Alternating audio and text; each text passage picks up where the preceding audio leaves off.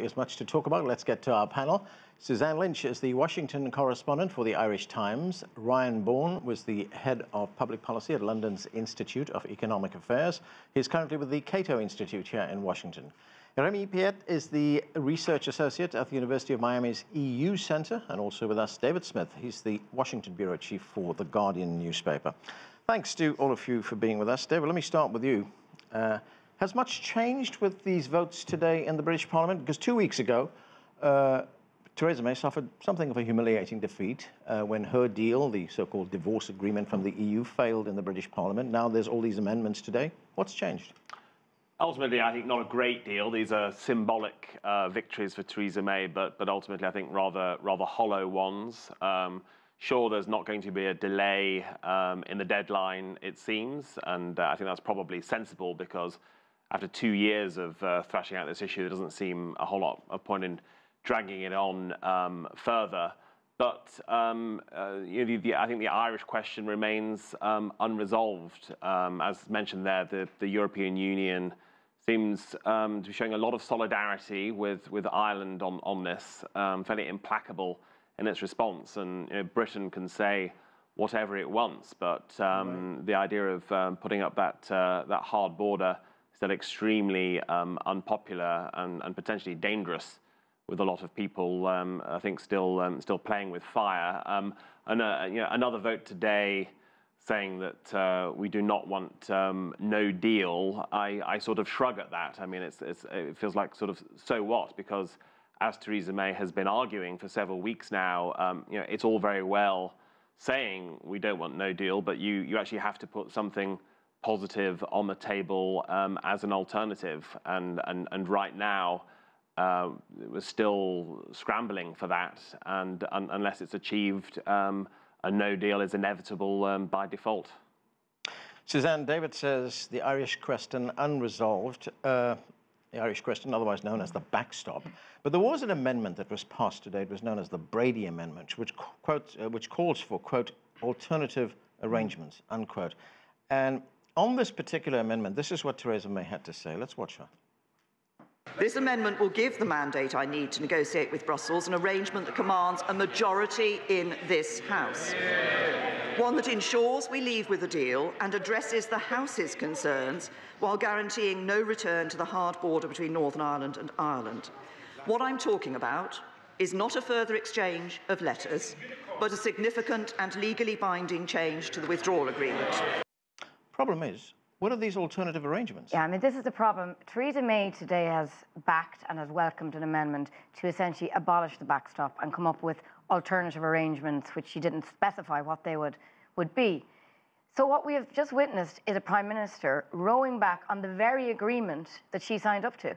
She has been 2 years as the leader of her country, the supposed leader of her country, negotiating on behalf of Britain. And 2 years later, at the 11th hour, she said, well, actually, the plan that I've negotiated, we don't want that. Actually, I was wrong. The thing we signed up to, the backstop, it doesn't work anymore. So I don't understand how there's an expectation that the other side of things, with the negotiation, are going to turn around and go, that's fine. So this is the problem. So she has realised that the backstop to which she signed up to is, in fact, didn't get the support of her own government. But now she's going to try and reopen that. In the timescale that's left, it is pretty much impossible to see how that's going to be done. The EU has come out saying the backstop is not negotiable. The Irish government put out practically an identical statement to Brussels this evening. So I think coming in at this late stage of the game, this problem should have been raised if there was a problem 2 years ago, not 2 months before Brexit is supposed to happen on the 29th of March. Right, go ahead, Ryan. I think this today might be significant in a way that we haven't perhaps spoken about so far, which is I think it does send a message to the EU that with the withdrawal agreement being so emphatically defeated a few weeks ago, I think many in the EU laboured under the misapprehension that the will of the majority of Parliament was to go for some form of softer Brexit. And in the round, that's probably true. What today shows, though, is that all of those different factions, the people who want a second referendum, the people who want a customs union, the people who want to remain within the single market, are hopelessly divided and can't come to a communal idea for where to go forward from here. And what's become clear is that the only way that a withdrawal deal will pass by the 29th of March without any Article 50 extension is with the support of Brexiteers and the DUP. And I think that's what Theresa May has realised this week, which is why she's got this very very general the DUP, amendment. That's the Northern Ireland Party, which is part of Theresa May's coalition. Yeah, a loose coalition, a confidence and supply arrangement with the government. But she recognised that obtaining their support was the only way she was going to get any form of deal through Parliament. And so she's had the most general amendment possible passed, such that she has a mandate to go back to the EU and say, OK, if we can get meaningful reform of this backstop, this could just squeak through Parliament. Remi Piet, what do you think? There's been lots of debate, lots of discussion in the British Parliament, all these votes taken. What does the EU do now? I mean, does the EU have to do anything, or can the EU just turn around and say, you have what you have, that's it?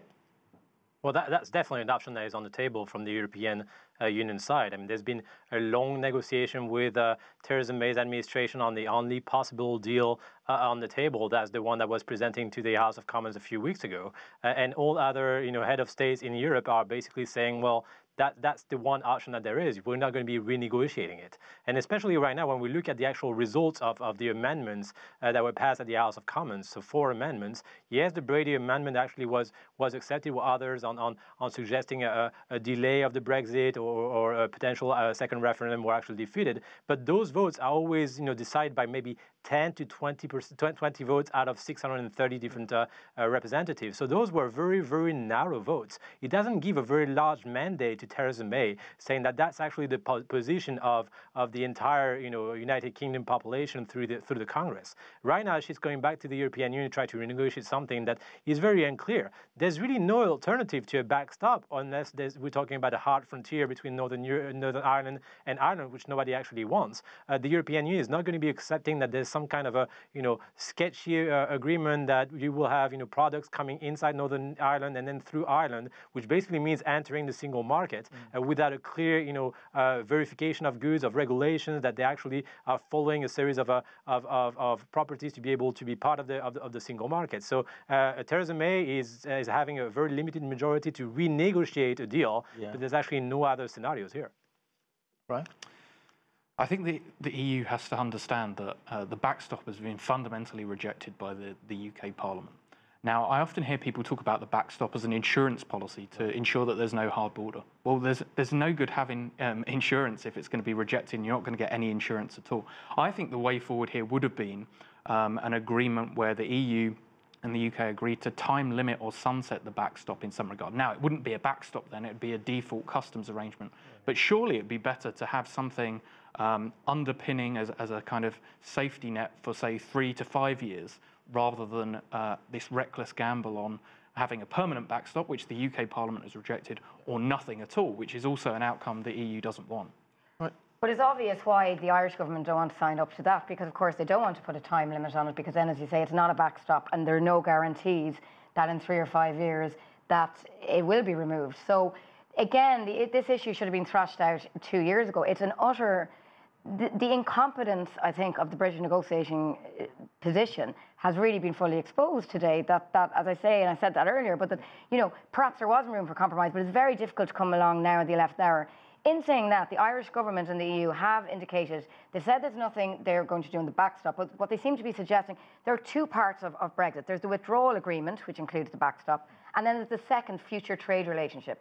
They have suggested that perhaps in that future trade relationship, that maybe they could change things there, and if there was a closer customs union, for example, and that, well, then you wouldn't have to use the backstop, and that's a way of resolving the backstop.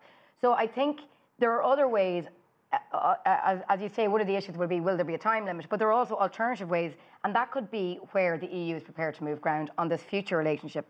But again, can you do that without an extension? It's very hard to see.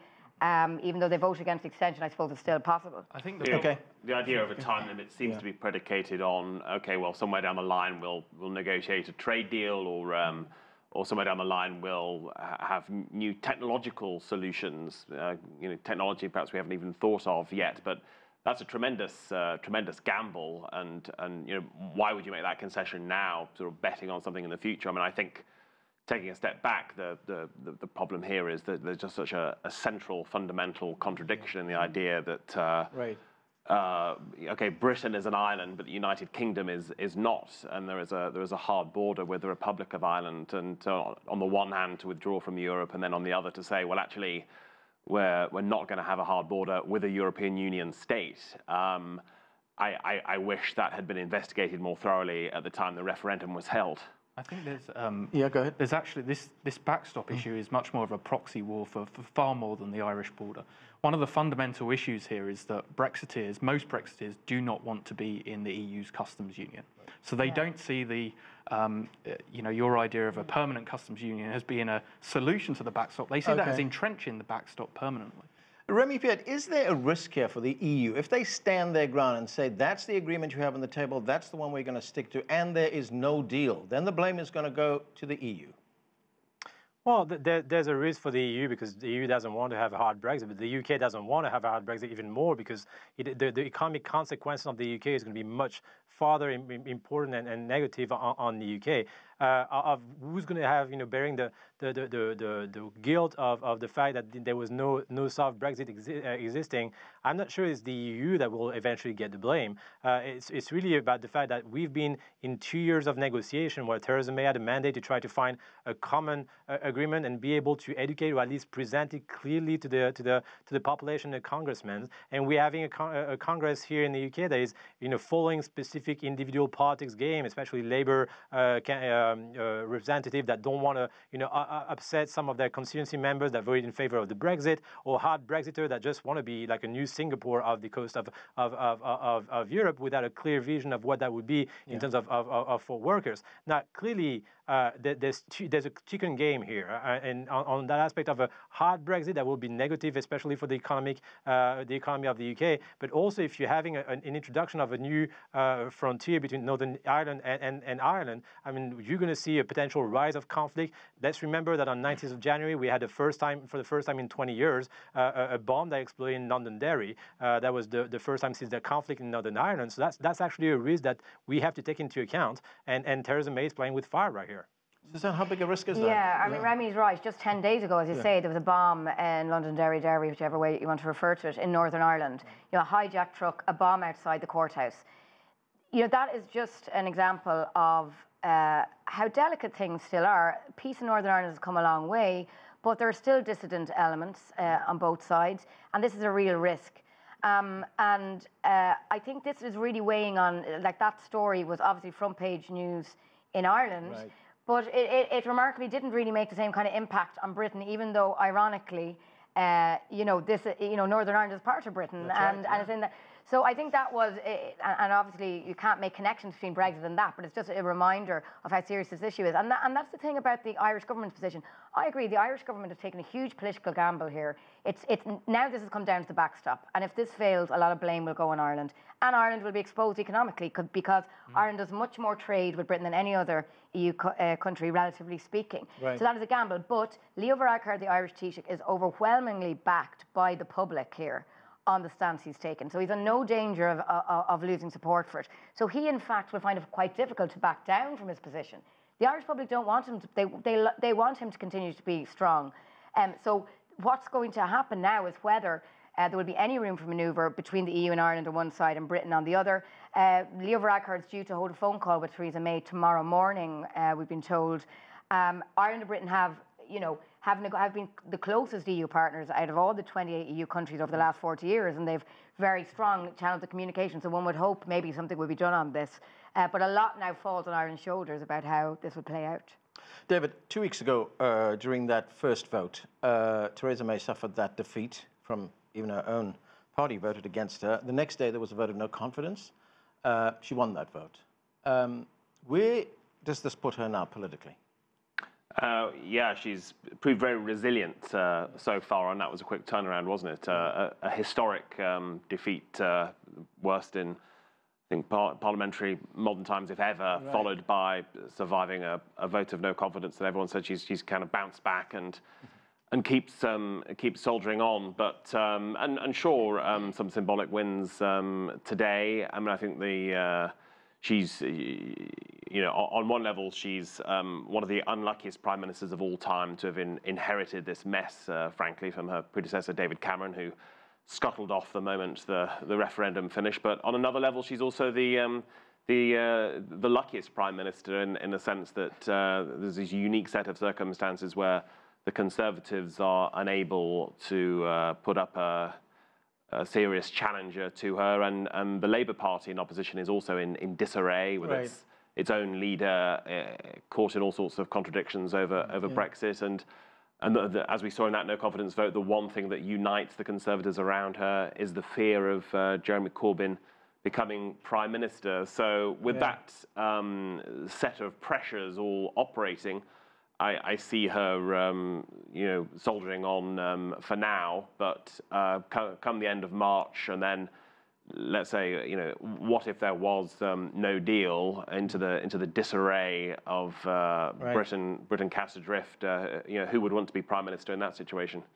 Yeah. I mean, one of the ironies, if you like, is that this referendum was held in order by David Cameron to resolve the differences over the European Union that had divided the Conservative Party for decades, and yet they're as divided as ever since the referendum. I don't think that's true. I think it is. I think she couldn't even get her own party behind her. She got a vast majority of Conservative MPs. Finally. The number of Conservative MPs who want to ignore the referendum result is incredibly small now.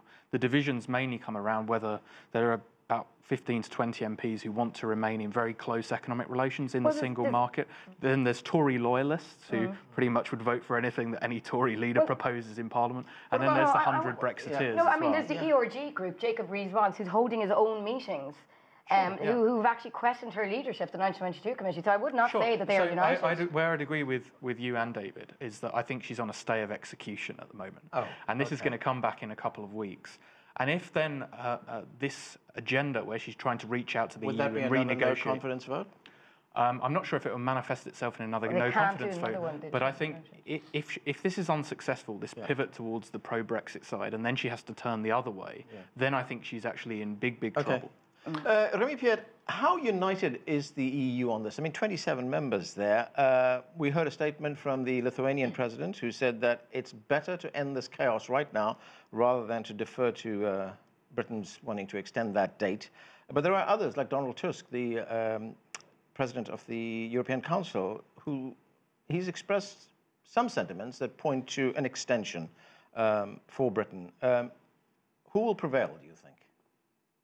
Well, in terms of how united are the 27 members of the European Union, I think they were fairly and actually quite incredibly united during the whole 2 years of negotiation. That was quite a surprise to Theresa May, and she was hoping to be able to play some countries against the other, where we were talking about Eastern European countries that might be more, seeing the European Union more as an economic project, while France or Germany would see it more as a political project. She was kind of hoping to play those internal dissension between countries. In reality, what we've seen over 2 years, that they were fairly and extremely united. Now, right now, the question is how united will be Ireland with other European countries, and the discussion between position from some of the Irish leaders that were kind of worried about the reintroduction of this strong frontier that would be the de facto situation if there was a no deal, has created some kind of a niche and opportunity for Theresa May to hope to renegotiate something. But down the road, what we're seeing is, apart from Ireland that has severe potential risk for the economic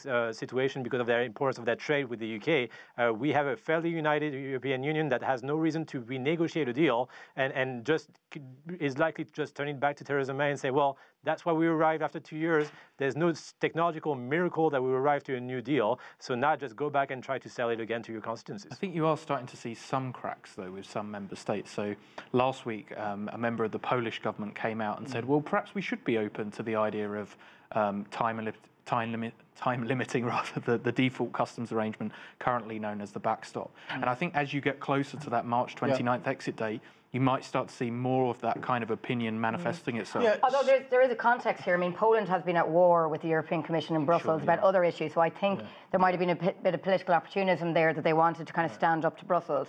But you're right, there are 27 different countries with different agenda. Ireland and the Netherlands and certain countries do a lot more trade than, say, countries in Eastern Europe. On that, so there could be cracks. Let me ask you about Ireland. Your newspaper, the Irish Times, had a story, and it reported that a no-Brexit deal could result in a 2% rise in unemployment in Ireland. Not just that, but the Irish economy could also be 4.5% smaller by 2023.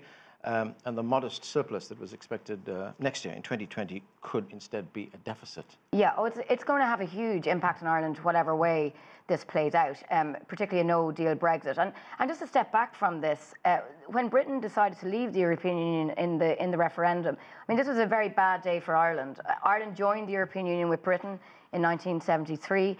It's been a very close ally of Britain on most issues around the EU negotiation table. It's been very kind of pro-free trade, has taken the same positions on a lot of issues, apart from agriculture, but mostly it has. So Ireland is losing a huge ally around the EU table, and it's going to be a kind of a lonely place in continental Europe, I think, without Britain.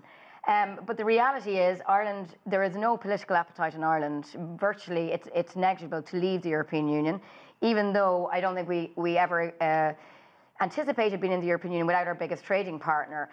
So it's crucial for Ireland, really, that it's a soft Brexit as possible. And you might see some countries like Ireland and the Netherlands, etc., getting together in the next phase of this. Because let's hope this gets sorted. We still have to see a negotiation of the future trade relationship, which could take years. And that's actually going to dictate, that's going to be so more important ultimately than what we're discussing now.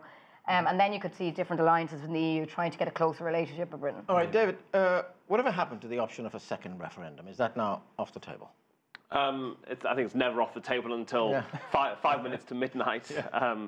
There are still people pushing for it, and it would be interesting to do a survey. You know, which would you prefer, no deal or second referendum? Because certainly from some people's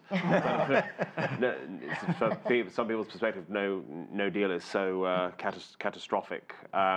But right now, I mean, it certainly looks likely than it did a year ago, but it still seems a very long shot.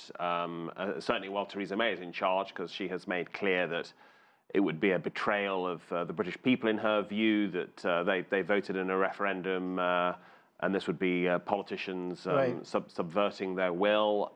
One could make an argument to say, look, we as Parliament, we're sovereign. We've tried this.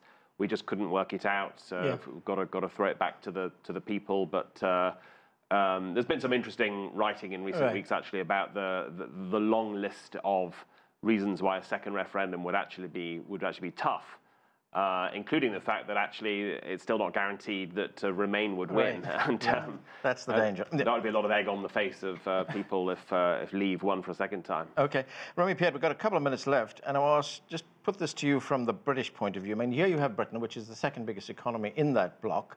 It's responsible for, what, 16% of EU GDP. It also accounts for a quarter of EU defence capabilities and is one of only two members that sits on the permanent members of the UN Security Council. So Britain's withdrawal would leave some kind of institutional impact on the EU, wouldn't it? I mean, it would. I mean, on different levels. I mean, if you're looking at security issues and military power, it's not because the EU will be out of the European Union that you will not have clear collaboration on the security front. That's actually something that we've seen on an intergovernmental level being fairly successful. And actually, even inside the European Union, you didn't have a united army, European army. So the fact that the UK would actually leave the European Union would not have a very strong impact. The strong impact would definitely be on the economic level. But here again, the impact will be much more negative for the UK, and we're seeing the British pound right now just plunder, falter on the market. So that's more likely to impact more the UK, and as a result, Theresa May has much more to lose than the EU itself. Okay, we got to go. Thanks to all of you for being with us. That's it for this edition of The Heat. I'm Anand Naidu in Washington, D.C. Thanks for being with us.